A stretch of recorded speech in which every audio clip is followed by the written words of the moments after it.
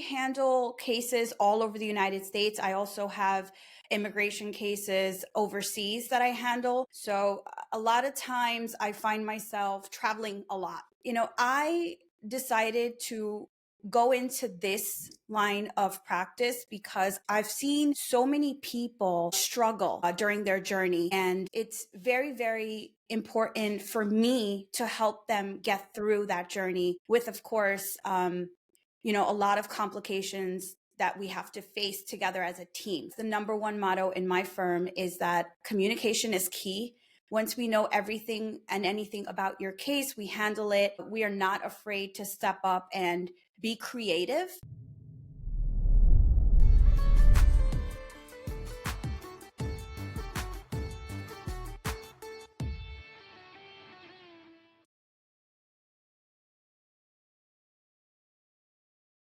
Hello, welcome to the Indian Diaspora Podcast. This is your host, Rahul. Today's episode is about immigration. Many of you might have experienced or gone through immigration. And we have a very special guest, Poonam Minhas. She is an immigrant attorney based here in the United States. She has been practicing for last 8 years, and she has guided hundreds of Indians from the Indian diaspora in the immigration journey here in USA, which can be quite complicated. So Poonam, welcome to the show. Thank you, Rahul. Thank you. I really appreciate it. I'm so honored to be here today. And, I hope we can cover all grounds of immigration. As you know, it's like the hottest topic right now, and it's been the hottest topic for a very, very long time. So thank you so much for this opportunity today on President's Day. On President's Day, yeah. We're delighted to have you with us, Poonam. I just give a short intro, but tell us about yourself.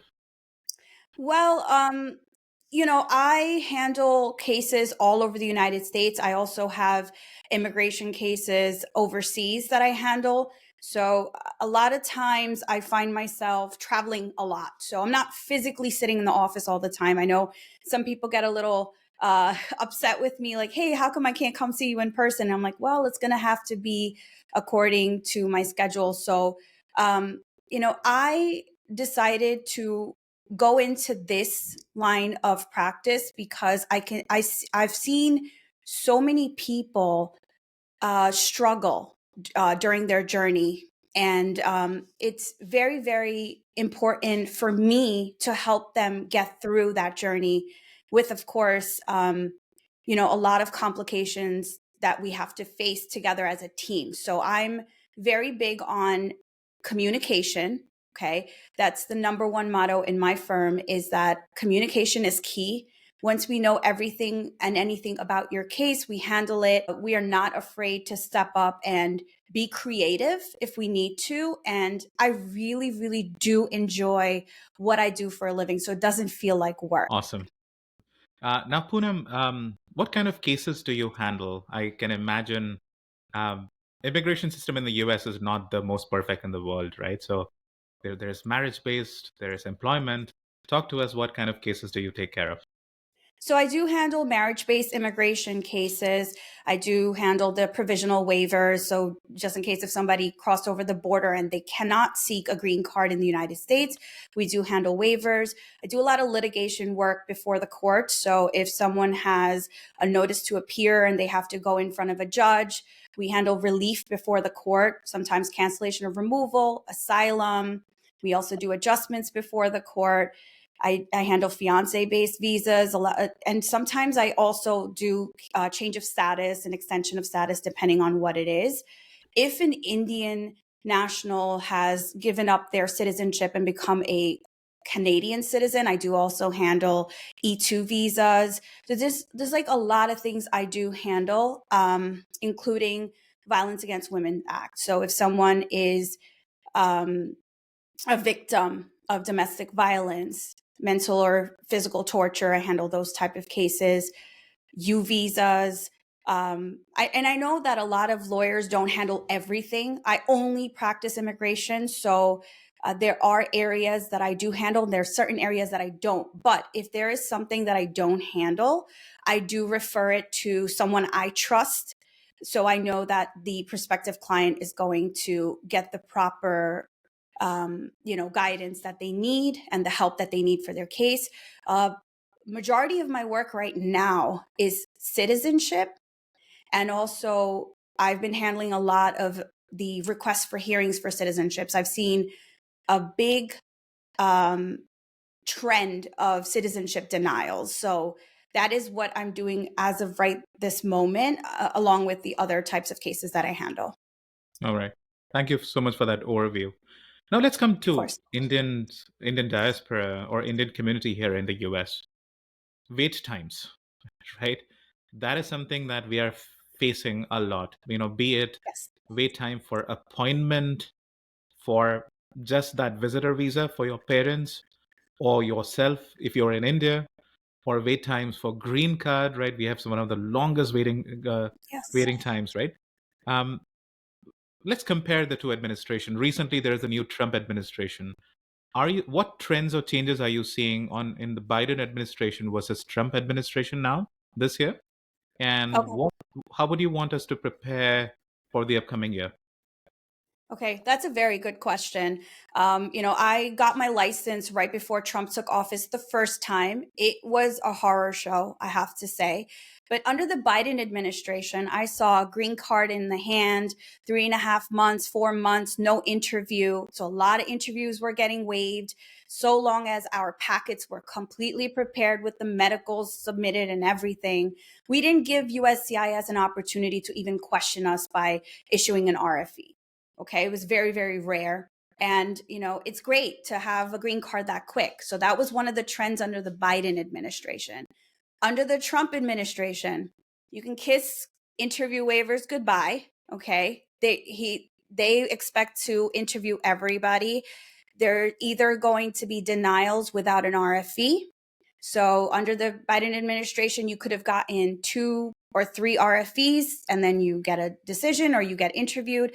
But under the Trump administration, a lot of my colleagues have reported that they're straight denials without giving you an opportunity to address additional concerns they have about the case, slower processing times. So everyone is going to go through extensive background checks and, wait times. It's really disheartening that the Indian nationals, the foreign nationals that come from India have to wait such a long time. And it's very discouraging. But if anyone is as strong as these individuals, it's them, and they know what they're getting themselves into. But one thing I would recommend is if there's an alternative route, right, for you to take.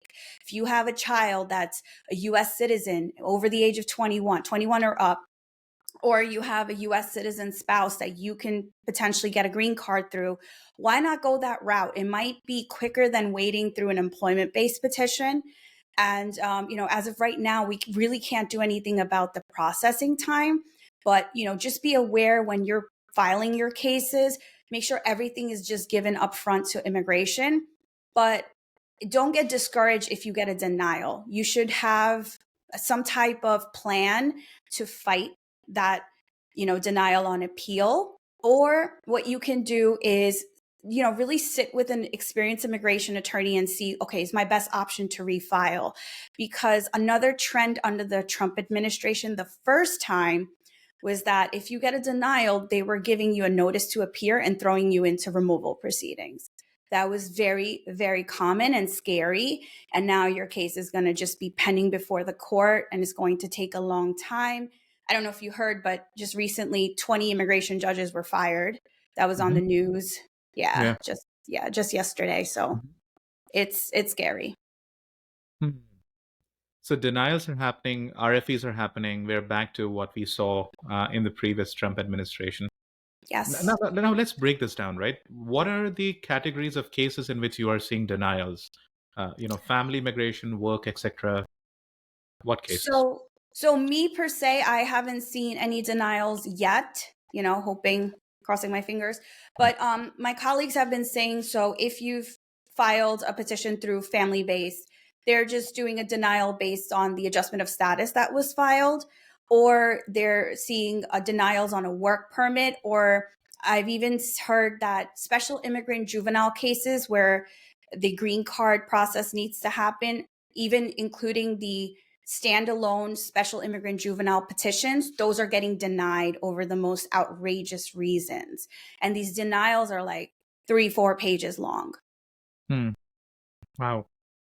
Okay. That is a change.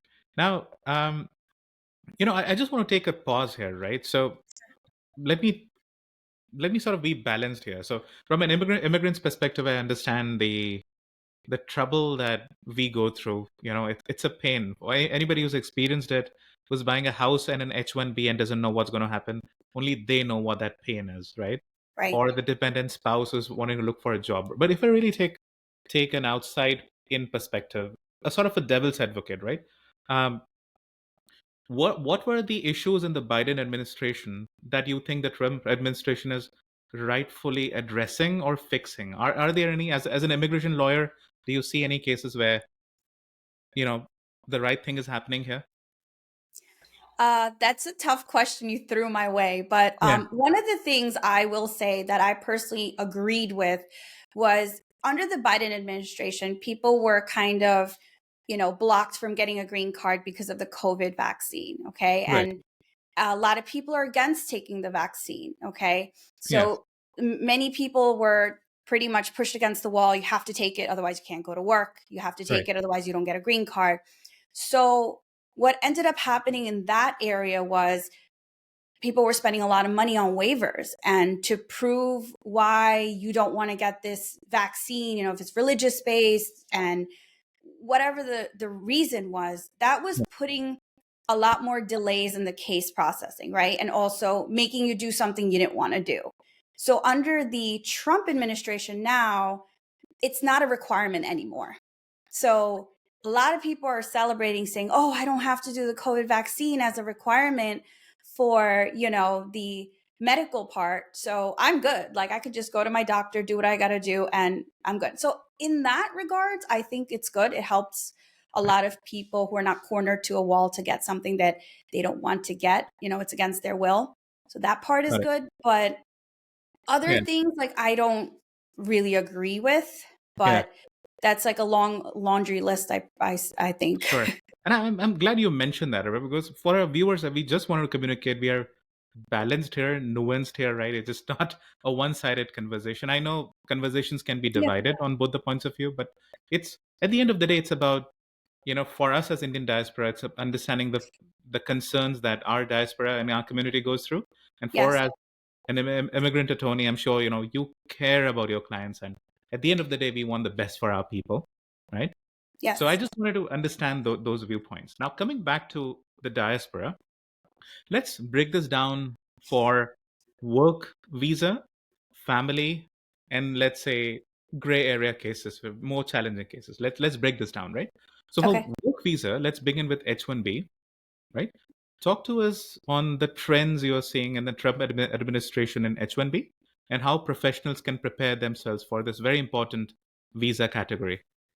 So that's a very good question. I personally do not handle H-1B matters.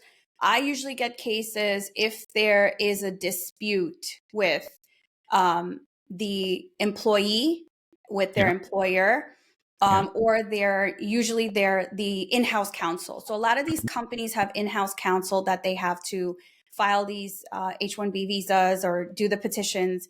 And I usually get consultations surrounding if the interests of that employee have now been put up in the air, where it's like, oh, I don't know if this lawyer or my employer has my best interests. So I really can't speak in terms of, what it looks like for the H-1Bers. I think it's best to, of course, just discuss it with your counsel to see what the best option is. But what I can tell you is, H-1B lottery season is around the corner. So if you are planning on to file enter into the lottery system, be prepared in advance. It's highly, highly recommended. Don't wait till the last minute. I do find a lot of our Indian, foreign nationals are always doing things at the last minute. So preparation is key. And, I cannot stress this anymore, because there's trillions of people out there who need help. And you just want to make sure you get to the right lawyer to do the right thing. Yeah. Thank you, Poonam. Perhaps we'll have a detailed discussion on H-1B, separately in a different podcast. Now, Yes. let me come to family-based immigration, which I think you take care of, right? Yes. So, for those Indians who are on a green card and who are not sure whether they go for U.S. citizenship and then they have to um, rescind their Indian passport, they have to give it back, right? Right. Right. How do we navigate that, the Trump presidency and the journey ahead for this year and perhaps in the future? Okay, that's another great question. So, right now, citizenship applications are still going ahead on the normal processing. So, under the Biden administration, if you file for citizenship, you could see an interview in like 3 to 4 months.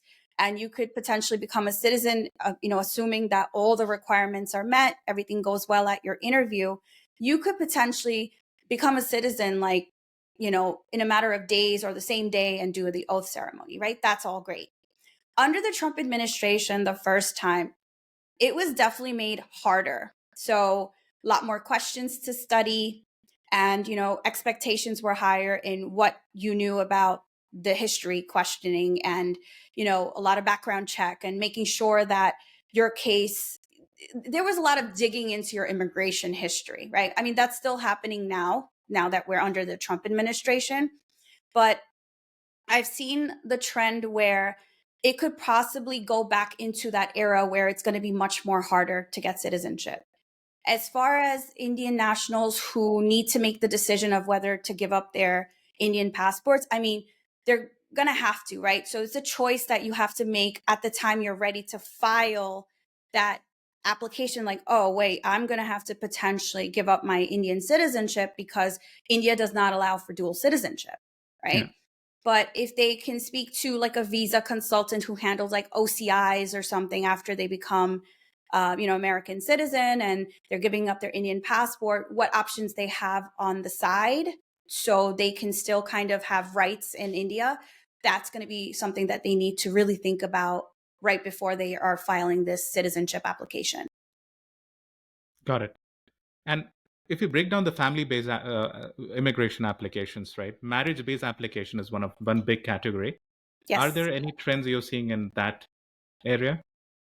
Trends in terms of like interviews, or you mean like In terms of denial, let's say, or RFE, anything different than versus what we had in Biden so administration? I will say one thing. Every lawyer works very differently. So I could Mm, only speak as to what I'm doing. I sure. like to work with my clients and make sure I have everything up front. Yeah. So one of the things that I can tell you in the family-based petition area under the Biden administration, and I kid you not, I got an approval, okay, for a parent green card in a month and 22 days, Oh, that's which is that great, is right? really good. Yeah. No birth certificate, no marriage certificate, like the most, important ID documents you need for a beneficiary. Yeah. None of that was available. So I know my clients were like, why is she asking me for all of this? Why are we doing so much work in the beginning? But when the green card came in a month and 22 days, I got high fives and hugs.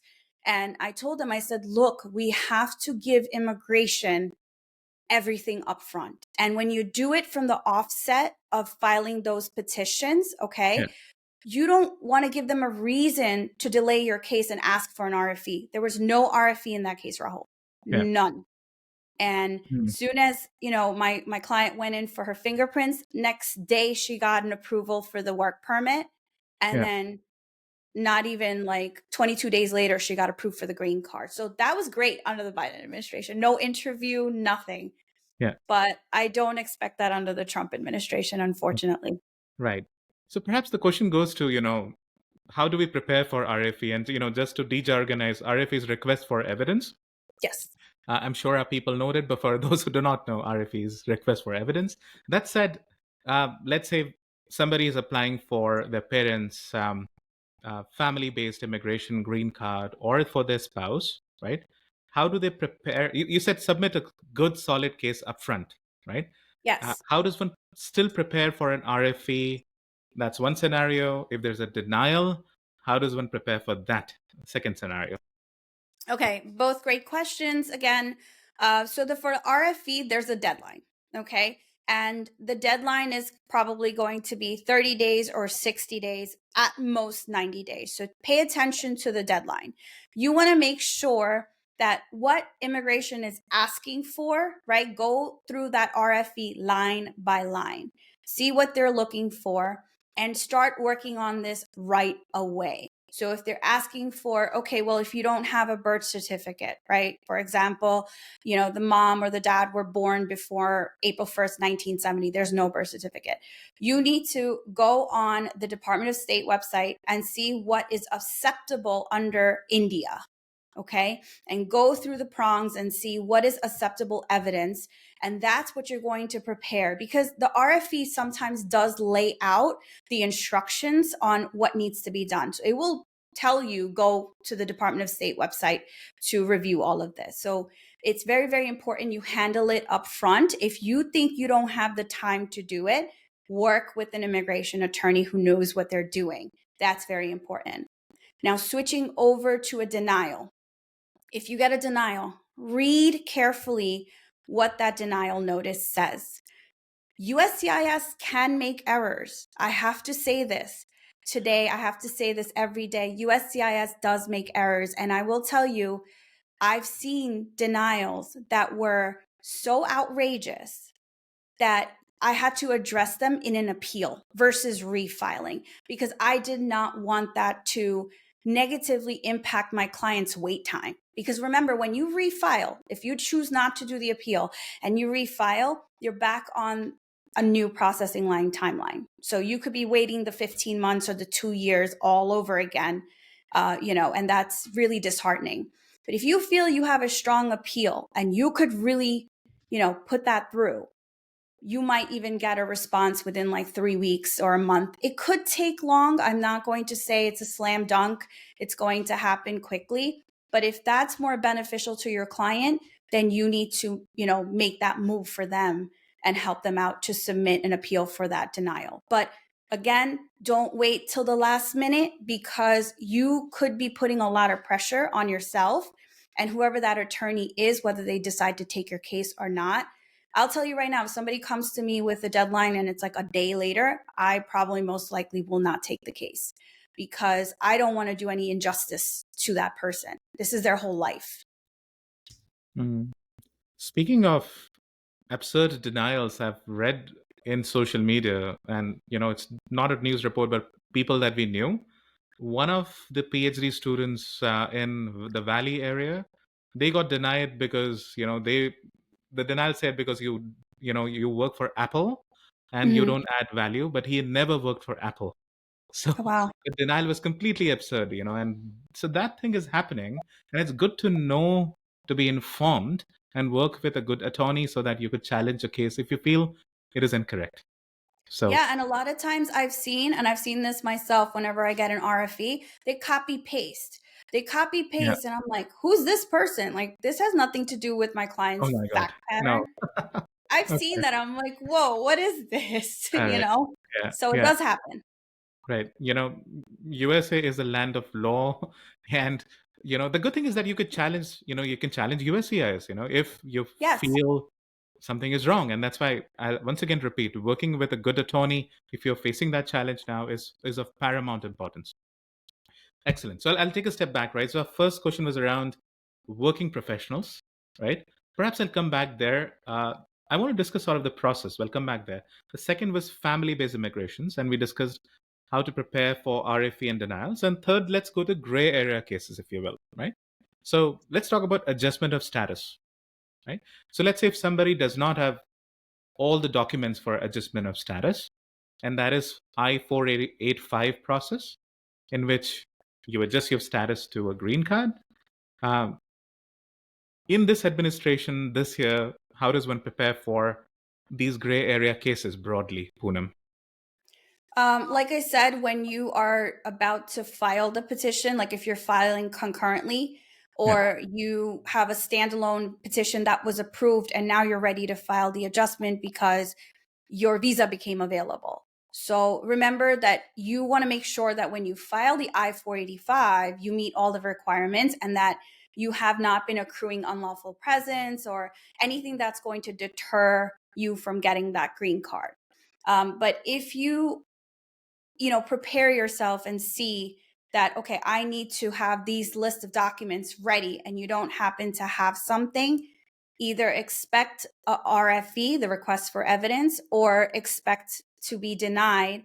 Or if you get scheduled for an interview, then be prepared to bring those documents at the interview date, because it's going to be the fact, if it's a major factor for the approval of your case, like if they're saying, oh, you're not able to prove your entry, how do you get a green card if you're not able to prove your entry? You have to take steps and figure out, okay, how am I going to prove that I did enter on this date? And this has happened in many cases when I've been retained, and everyone's like, oh, straightforward case, Poonam, nothing to worry about.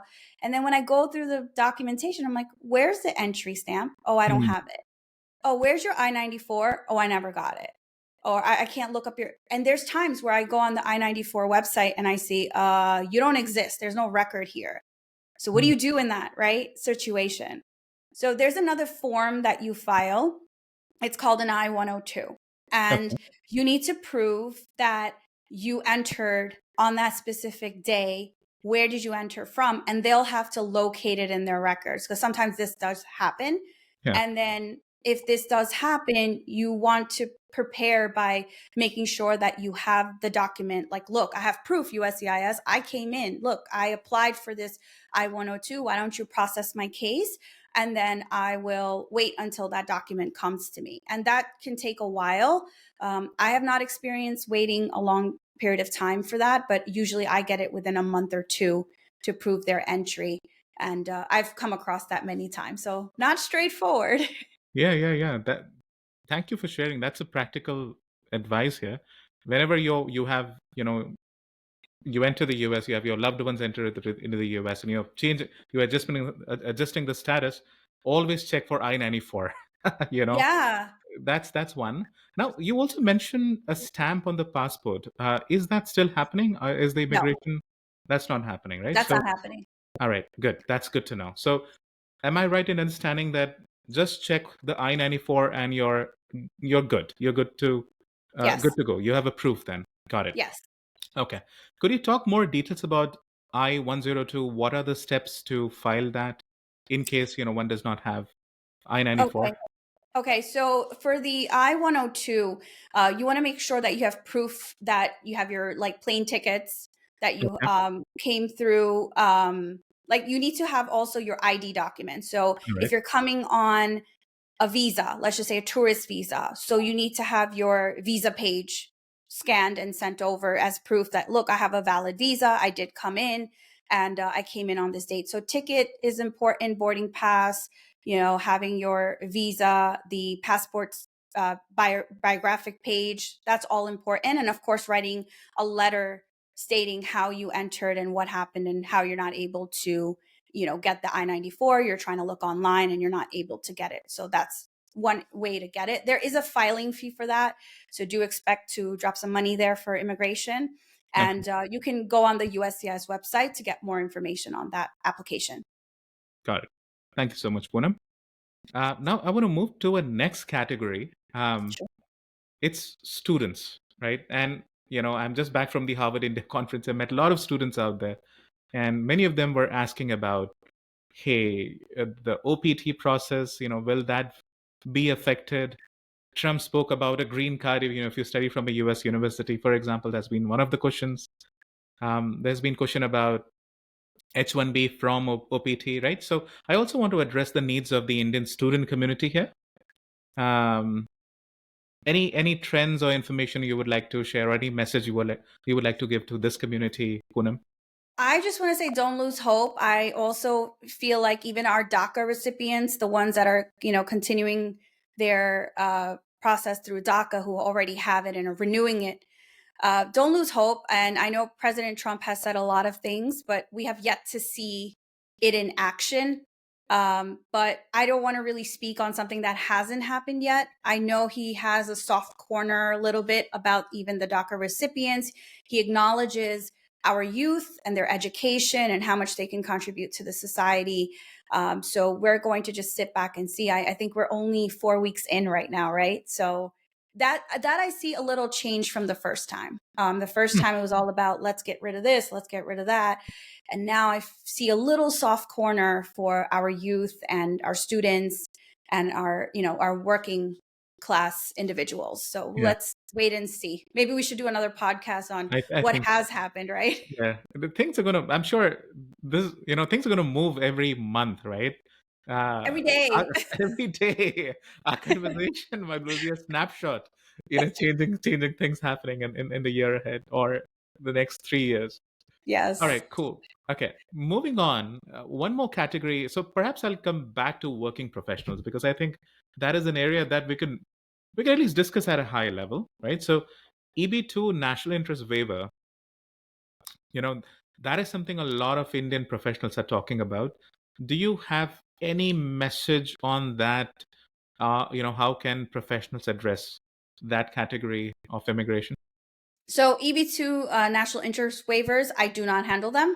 Yeah, I do refer these cases to people that I trust, yeah, and definitely don't take this upon yourself to do it. yeah. Hire an experienced immigration attorney to really pave your path in trying to get an approval. But my colleagues have told me that if you do file under the EB2 NIW process, there are RFEs that are rolling in. So be prepared for that. Got it. Okay. Now, if an Indian national is experiencing a long wait time under Mhm. employment-based petition, right? What would you advise them? Find maybe an alternative route so you're not waiting so long, and see if there's a way, like I had said earlier, to adjust through either a child that's 21 or older that's a US citizen, or if your spouse can try to help you get a green card.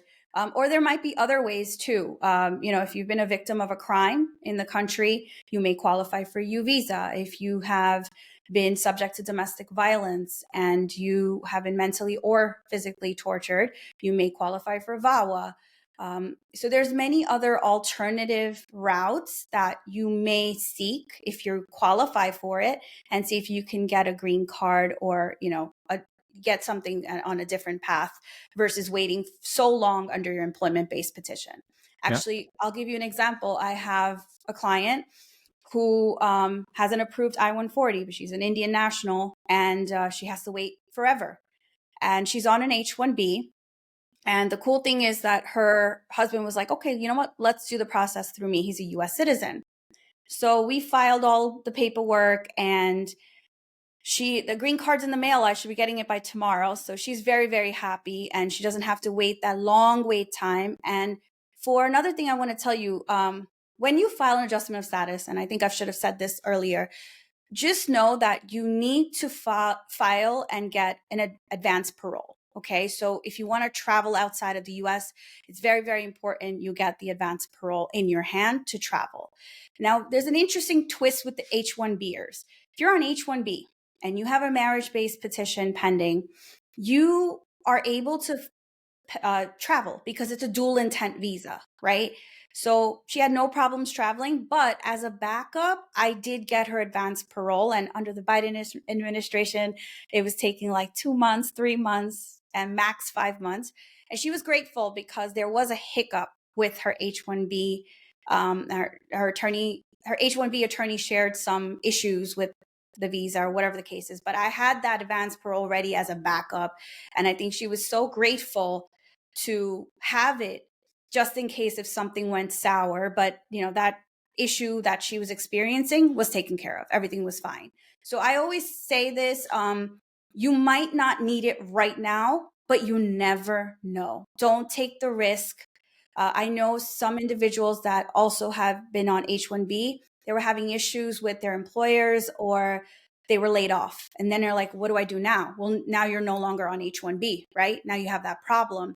So it's better to really strategize with your attorney to see what your best options are. So that's just something I wanted to share, where she was able to get an alternative route to a green card. got it. And congratulations to her. Thank you. it's all, the moment you finally getting your green card after all that uh, trouble, that journey. And, Poonam, I know how you might be facing, how you might be feeling, helping that. Oh my God. Honestly, helping so many people, it just feels so rewarding. Like Yeah. I sometimes people tell me, Poonam, I think you want this green card more than we do, or you want this citizenship more than we do. I'm like, yeah, you guys have such a long, struggling journey, and this is like the end of the finish line, or it's the beginning of a new journey. You should be so proud. And it's an accomplishment. A lot of people struggle so much to get this. And to me, it's satisfaction because it's like, okay, I did great work for them and they trusted me to handle their case. So yes, I was like over the moon when that happened. And also, I want to mention that case. It was approved without an interview under the Trump administration. So Really? Okay. yes, Right. So there are exceptions. There can be there exceptions. are. All right. Yes, I think if you build a solid case and strategize well, just like you yeah, said. yes. Now, to help our viewers, Poonam, you used the term U visa earlier and VAWA. Let's break that down. Okay. What does U visa mean? And then tell us about VAWA. Okay, so U visa is for they can apply for this. It is taking a long time for the visa to be issued. Like there's a cap on how many visas are issued. But if you have been a victim of a crime, and there's a list of crimes listed on the USCIS website, you may qualify to file for a U visa, but you do need support from either a prosecutor or somebody from the court system if you are cooperating with law enforcement to try to find this person who was ultimately either arrested or is on the loose. And depending on what that crime is, you may be able to file a petition under the U visa and try to get it through there. These applications do have requests for evidence, and I think that it's best to really sit with an attorney on this type of process to see if you qualify, because some crimes that you've been a victim of may not qualify under the U. So it's important you see which crimes fall into this category and whether you can apply. Now VAWA, it's called Violence Against Women's Act, and it's not limited to just women. Men can file it too. If you've been a victim of domestic violence or mental or physical abuse by your U.S. citizen or green card holder spouse, this is an option that you may have to file your petition here and try to get a green card through that path. It's not just limited also to if you're a spouse. It could be if your child has been abusing you, that's a U.S. citizen. So really look at the requirements, and for this I would recommend working with an attorney. These cases are taking a very, very long time because the processing times are taking like 3-4 years. It might even go up, I don't know yet, but they were originally, when I first started handling VAWA cases, they were only taking like 7 months. So you could see how far the processing time has just extended. Hmm. Are you taking care of asylum cases as well? Yes. Any trends you're seeing in that category? So asylum cases are taking a very long time, but I've also noticed that if the individual is filing for asylum, you could potentially see an interview within a month. So that whole process under the Trump administration, the first time, first in, first out, I'm seeing that happen with a lot of my colleagues. However, a person who files for asylum, affirmative, that case can take anywhere from a month up until decision after the interview, or it could take up to 10 years. I know a lot of people who have been waiting since like 2015, 2016, and they're still waiting for an interview. So anything is possible at this point. Got it. With this, I guess let's move to the consular processing in India. Okay. Right? What are the trends you're seeing there in terms of interviews, denials, RFEs, when your processing happens in India? Okay, so when processing happens in India, so if it's like a marriage-based petition or it's like a fiance visa, so first the petition gets approved with USCIS. And then once that petition is approved, it makes its way over to the National Visa Center. And the National Visa Center has requirements, like you have to pay fees, and then you have to upload documents to show that you are financially stable to take care of your spouse, or whatever the case is. Once they have all the documents, then they schedule the beneficiary for an interview. The trends that I've seen is, for my cases especially, I've seen like a visa being issued in like 2 weeks, because for me, the important part is preparation. Mhm. Okay, not so much uploading the documents and all that. I think preparation for that interview is very important. Telling the client what documents to take, and having like a mock type of interview process with them. I think I prep my clients like 3 or 4 times so they feel comfortable. Granted, when they get to the interview, it's going to be chaotic. It is the embassy after all. But I've noticed that, and this is after speaking to my clients, that sometimes over there people don't know what's going on, and there's just too many people all over you. So it's possible that other people are going to be listening in to you talking to these officers. But however, I've seen it pretty much flow properly. Like, I think the only issue that maybe someone can run into is just waiting a longer time for their visa to be issued. But other than that, like, I don't have any issues with, like, having somebody go for an interview and taking a very, very long time. Got it. Okay. Moving on. I'll come back to one more gray area cases. If somebody, let's say, crosses the border illegally and they find themselves marrying a U.S. citizen, legitimately falling in love and married to a U.S. citizen, right? In the current administration, what are the steps they have to take to get towards their path of green card and permanent residency? So for these individuals, and depending on, like, obviously all the facts and circumstances, because some people might even qualify under 245I, which is the Life Act, and maybe they're able to pay a penalty and get a green card here. But excluding those individuals, people who cross the border and genuinely get married and want to, get a green card, you would have to first file a petition. Once that petition gets approved, then a waiver gets filed. So that waiver is to waive any unlawful presence. So every day you are in the United States, you've been accruing unlawful presence. And to overcome that, there is a waiver that gets filed. You have to show extreme and unusual hardship to your US citizen or green card holder parent or spouse. And those waivers right now are taking a very, very long time to get adjudicated. You could see RFEs with that. And once that waiver gets approved, then you want to try to, make sure you have all the T's crossed and I's dotted to send your client overseas to an interview before the National Visa Center, before the consulate.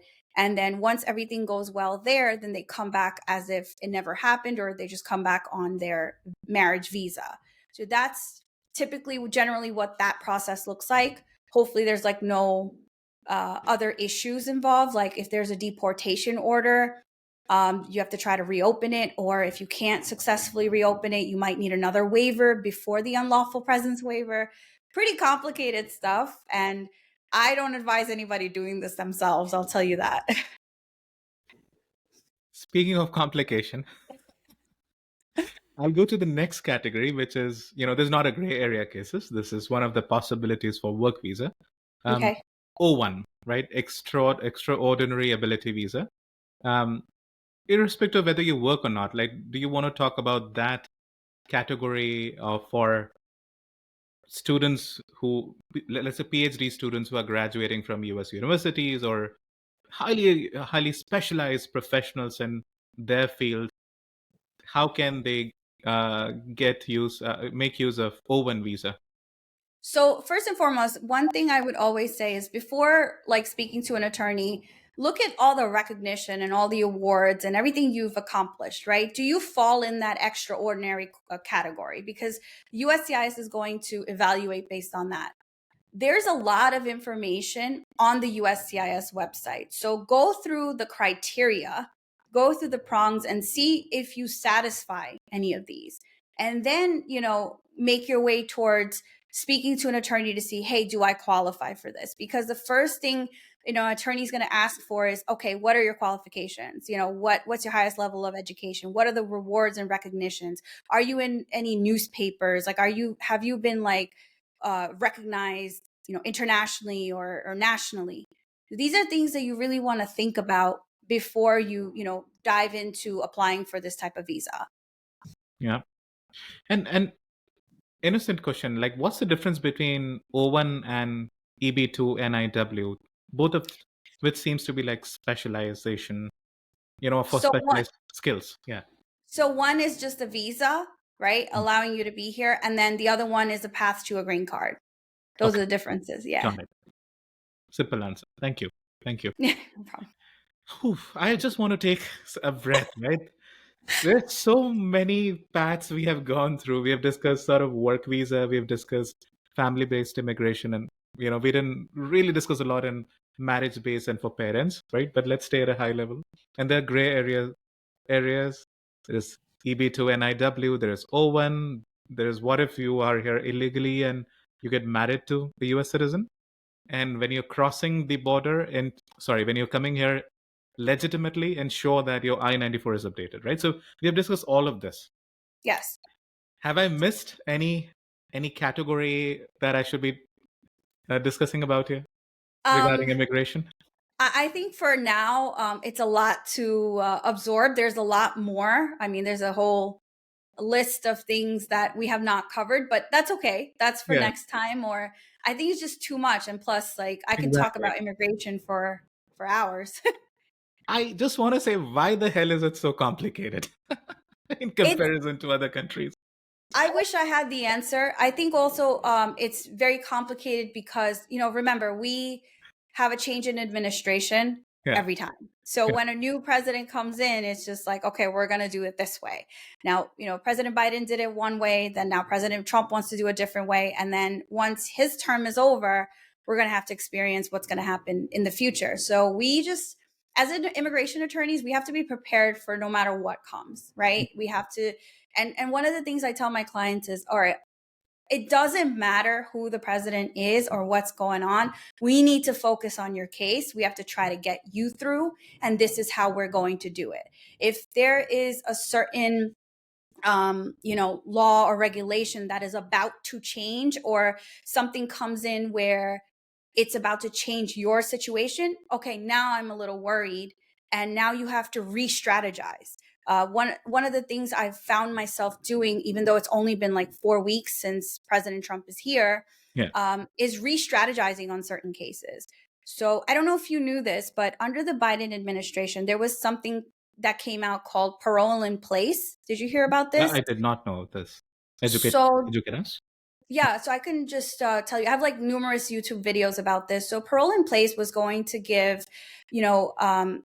certain U.S. citizen spouses who've been here for like 10 years, who cross the border, an opportunity to potentially get this type of status and ultimately maybe a green card option here in the United States versus going back home. Okay. So a lot of people were like, oh my God, we got to apply for this, let's get it in. And I don't have to worry about the waiver. But strategically, you shouldn't get rid of your other case that's running parallel, because you never know what's going to happen. And then what happened? A few months later, it was vacated, the program. Mhm. USCIS is returning filing fees back to, the individuals who filed for it. And now what happened to that matter? It's gone.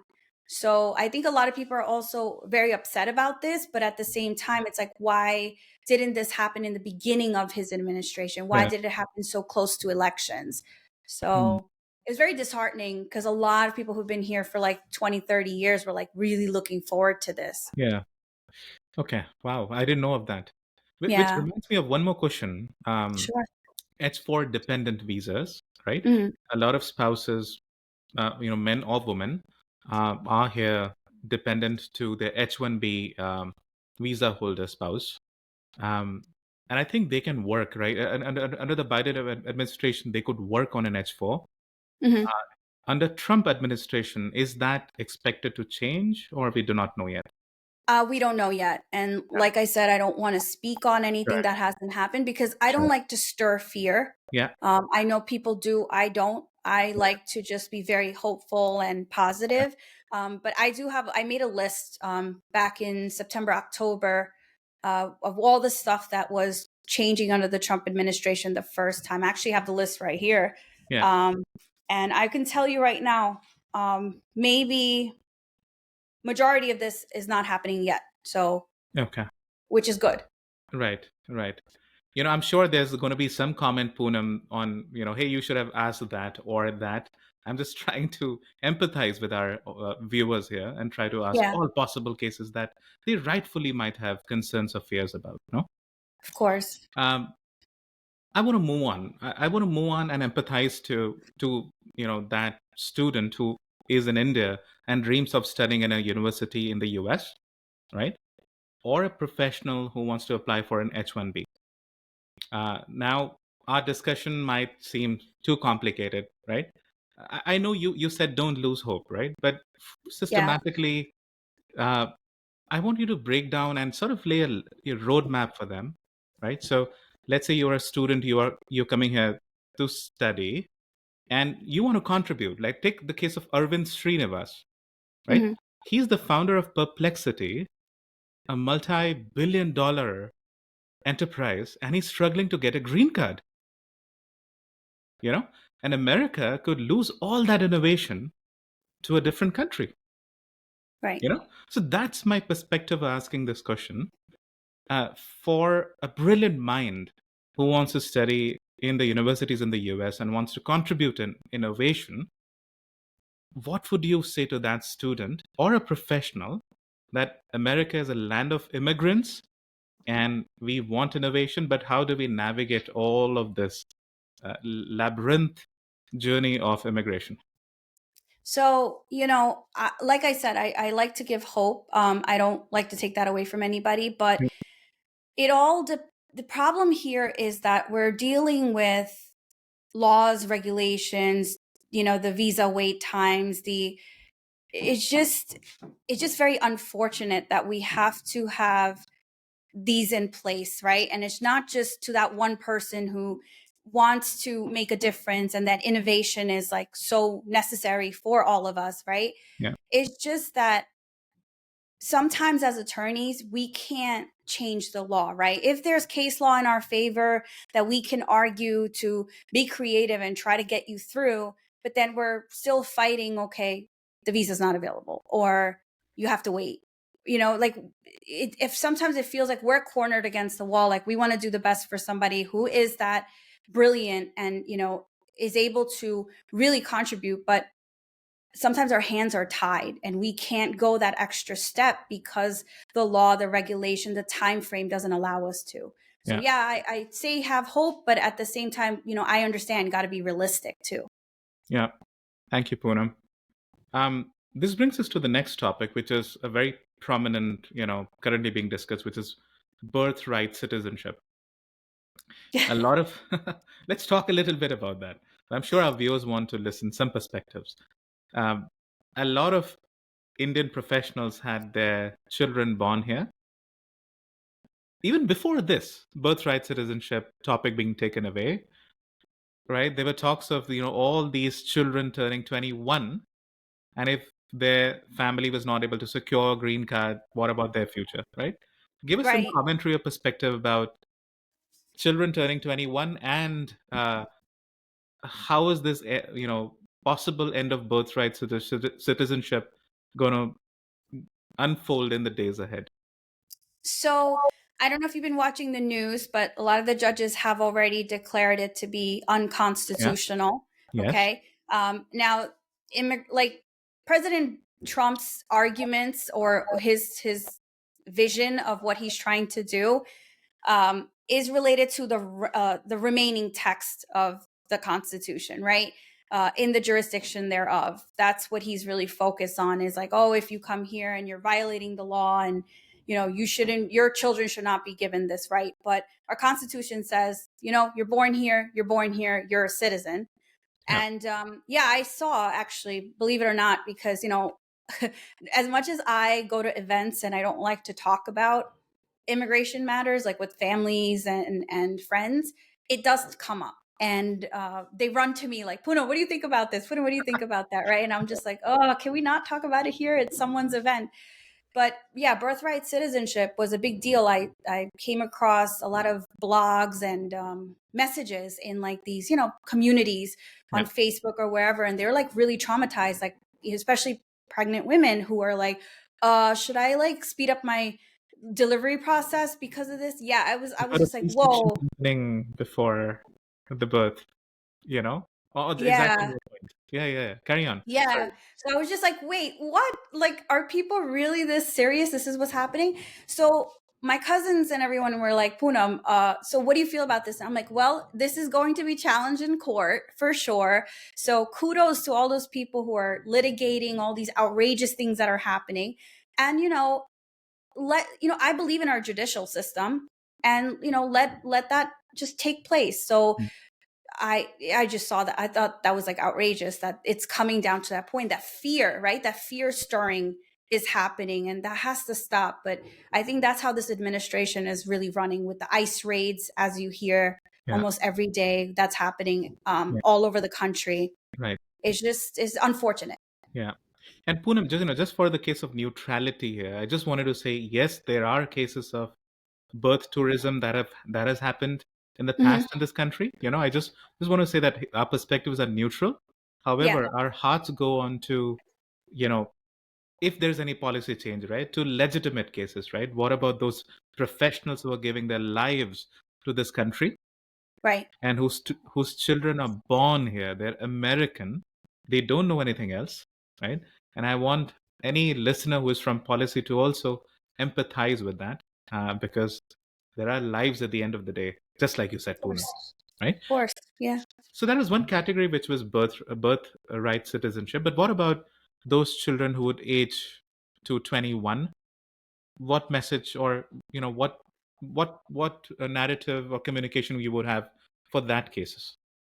You mean like US citizens who are 21? No, actually. So if Indian parents whose children were Okay. born there Mhm. and until 21 they don't secure a green card. Yeah, Oh, yeah, that case. I actually read one of the stories in the newspaper about this, and I spoke to one of my cousins. We did a mini podcast about this too.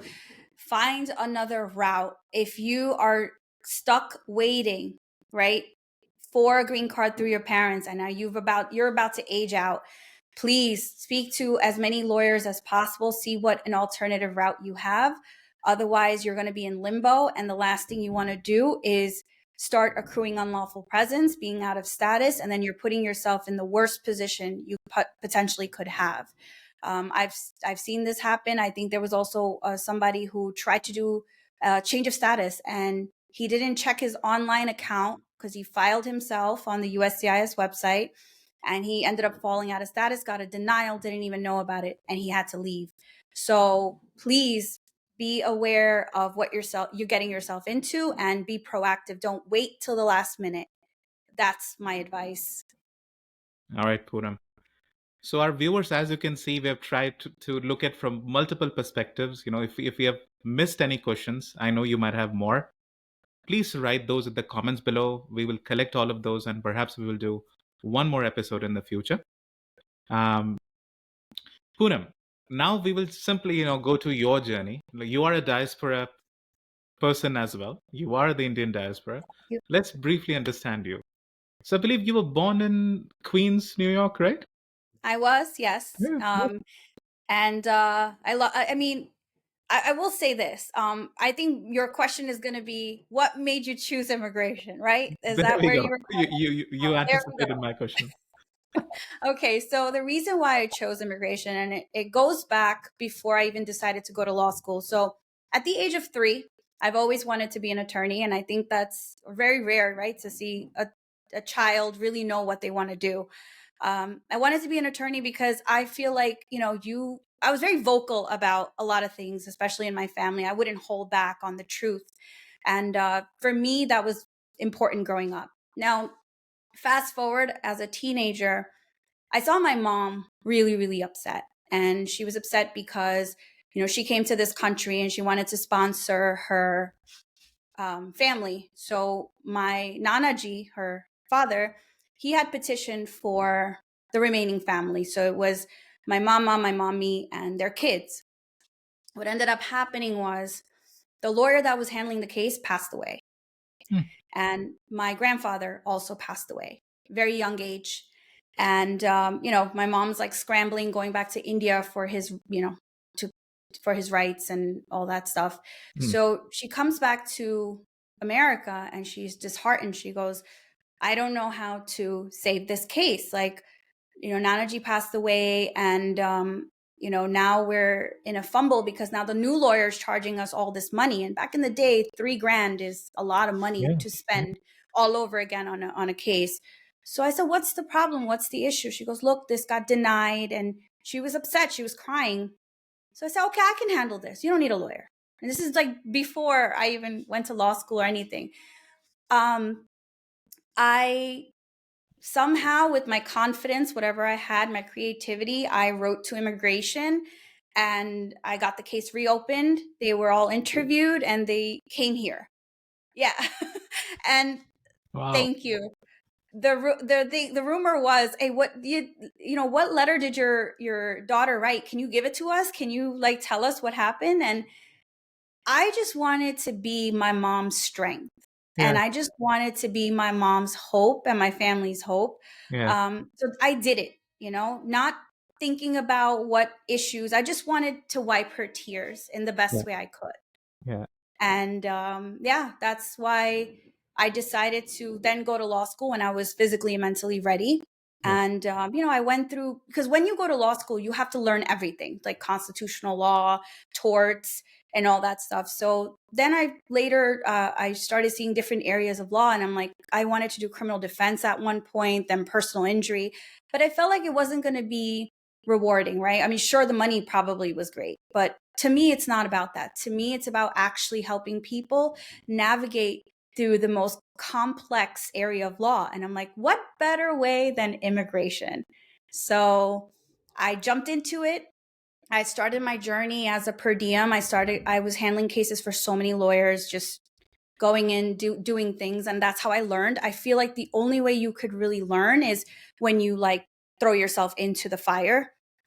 And then I went from one firm to another. I started working for different firms. And then I decided to open up my own practice because I feel like it's better to just go through the system and navigate as the leader and, also encourage other people to lead with you. That's just how I am.